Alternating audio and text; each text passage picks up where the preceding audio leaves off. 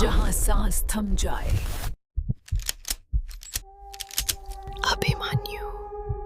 ये कहानी है कीरा की, एक लड़की जो अपने परिवार के साथ एक नए शहर में आई। लेकिन उस शहर में सिर्फ नई शुरुआत नहीं थी, बल्कि एक ऐसा साया था जो बस उसे ही दिखता था। एक रहस्य, एक गुनाह और एक रूह जो इंसाफ चाहती थी। कीरा, उसकी मम्मी, पापा और बड़ी बहन एमिली सबने न्यू जर्सी छोड़कर कैलिफोर्निया के एक छोटे से कस्बे में शिफ्ट किया था। जो घर उन्होंने लिया वो पुराना था, लकड़ी की दीवारें, पुरानी सीढ़ियां और हर कोने में धूल की परत। लेकिन सबसे अजीब बात यह थी कि जैसे किसी की नजरें हर वक्त उन्हें देख रही हों। कीरा ने पहली ही रात महसूस किया जैसे कोई उसके कमरे में है, मगर जब वो मुड़ी वहां कोई नहीं था। स्कूल का पहला दिन, क्लास में बच्चे हंस रहे थे, बातें कर रहे थे, लेकिन कीरा की नजर बार बार एक खाली बेंच पर जा रही थी। वो कोना जहां कोई नहीं बैठता था। जब भी कीरा उस बेंच की तरफ देखती, एक ठंडी हवा उसके गले से गुजर जाती। ऐसा लगता जैसे कोई उसे देख रहा है, घूर रहा है, लेकिन दिखता कुछ नहीं। और उस रात उसने पहली बार देखा एक परछाई, एक लड़की की उसके कमरे के दरवाजे के पास। कीरा ने डर कर मां से कहा, मम्मा, मेरे कमरे में कोई है। सच में? मां हंस पड़ी। नया घर है बेटा, आदत नहीं हुई अभी।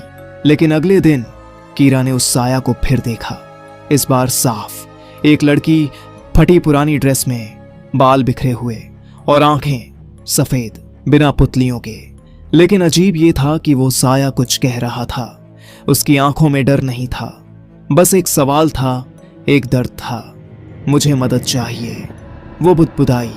लाइब्रेरी में एक पुरानी न्यूज क्लिपिंग मिली कीरा को।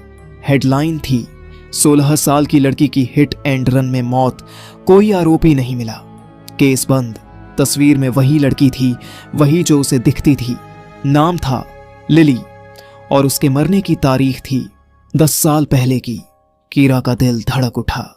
लिली मदद मांग रही थी, इंसाफ मांग रही थी। एक रात जब पापा सो चुके थे, कीरा को उनका लैपटॉप खुला हुआ मिला। जिज्ञासा से उसने झांका, वहां एक फोल्डर था, ओल्ड केस फाइल्स। कीरा ने क्लिक किया और जो वीडियो चली वो देखकर उसकी सांसें थम गईं। सीसीटीवी फुटेज थी 10 साल पुरानी। एक कार, एक लड़की और फिर एक टक्कर। वही लड़की, लिली।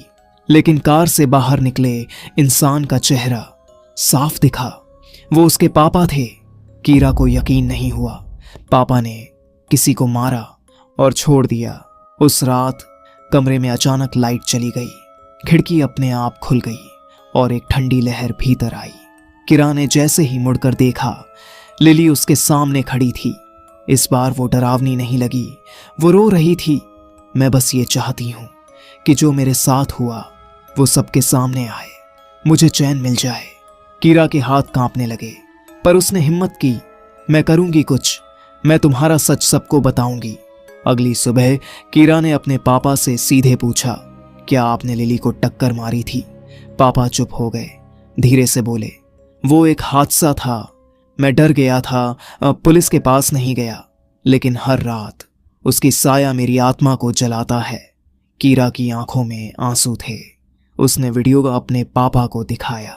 पापा ने कहा, यह वीडियो मैंने रिश्वत देकर वॉचमैन से यह वीडियो ले लिया था और उसे मुंह बंद रखने के पैसे दिए थे।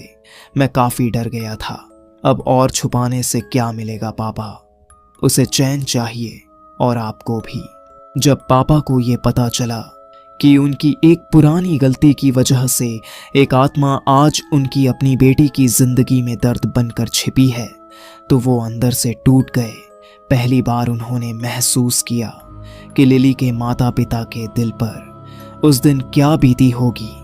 पापा ने खुद जाकर पुलिस को सब बताया। केस फिर से खुला, मीडिया में फिर से खबरें आईं। 10 साल पुराना केस, आरोपी ने किया सरेंडर। और उसी रात जब सब सो रहे थे, कीरा के कमरे में एक हल्की सी रोशनी हुई। लिली की आत्मा एक कोने में खड़ी थी। इस बार मुस्कुराते हुए धीरे धीरे वो रोशनी में विलीन हो गई। एक साया जो इंसाफ चाहता था अब आजाद था और कीरा हमेशा के लिए बदल चुकी थी। कभी कभी इंसाफ सिर्फ कोर्ट में नहीं मिलता, कभी एक रूह सालों तक भटकती है बस एक सच की तलाश में। लिली को उसका चैन मिला, पर कितनों की आत्मा अब भी सवालों में उलझी है।